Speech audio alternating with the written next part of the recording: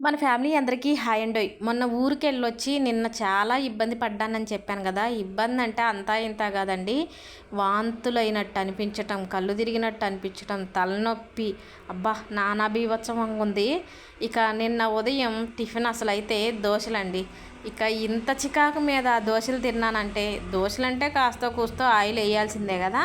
ఇక ఆయిల్ వేసి ఆ దోశలు తిన్నానంటే ఇంకా చికాకు పెరిగిద్దని, అమ్మ ప్రస్తుతానికి ఈ రోజుకి దోశలు వద్దులే అని చక్కగా ఇలా పెరుగన్నం కలిపేసుకొని, మొన్న పచ్చడి చేశాను కదా, మామిడికాయ పచ్చడి, ఆ పచ్చడి వేసుకొని చక్కగా తిన్నాను.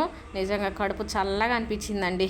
ఏదైనా చికాకుగా ఉన్నప్పుడు కొన్ని కొన్ని తిండి విషయాల్లో కొంచెం జాగ్రత్తగా ఉండటం మంచిది అనిపించింది నాకు. కానీ అందరికీ చెప్పే అంత దాన్ని కాదులే, కానీ ఈ ఎండాకాలం కొంచెం ప్రయాణాలు తగ్గించుకుంటేనే మంచిది అని అనుకుంటాం. కానీ ఏదో ఒక ప్రయాణం వస్తూనే ఉంటుంది కదండి.